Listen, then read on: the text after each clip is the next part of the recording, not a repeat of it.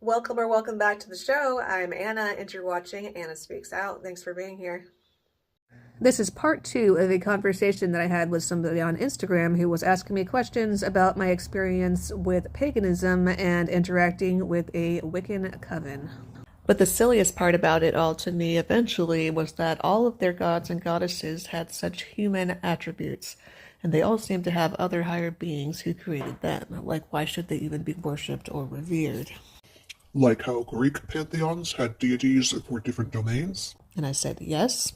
Yeah, eventually I started referring to basically paganism in general as like a choose your own adventure religion because there's so many different pantheons that you can choose from, and they all basically are just like variations of the same gods, really. Just like different versions from different countries. And yeah, they all are just basically like people, but they just apparently have like superpowers or whatever.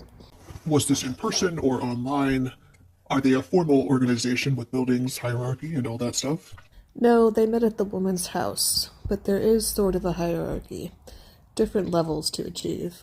They also always talked about how much they disliked Christians. In response to what I said about paganism being like a choose your own adventure religion, they said, Fair, because the word is a pretty catch-all term for the beliefs of cultures who often had no connection with each other. going on about what they would talk about often at their meetings, I added, and how it was cool to see pagan symbology everywhere in society. Starbucks was mentioned.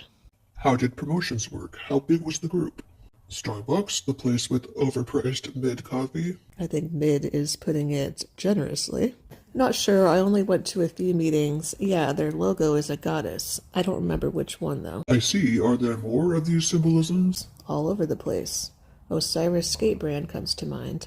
Also, what sort of rituals? What did they do, and what did they think it achieved? A star as a logo could be a pentagram.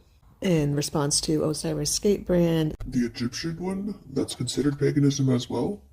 we wrote down something that was bothering us and then burned it in a little mini cauldron, made wreaths in honor of the goddess. For Ostara/Easter, they joined hands in a circle outside, and I had to be quote-unquote cut in, which was another high priestess literally drawing a doorway in the air with her finger and then pretending to open it. I don't remember exactly why, but it was very serious to them, because I got there late and tried to just join. And then they poured something on the dirt in honor of the earth. People were literally wearing hooded cloaks. Thank you again so much for being here today. Since you liked the video enough to make it all the way to the end, don't forget to click the thumbs up and share it with somebody else. And stay tuned for part 3.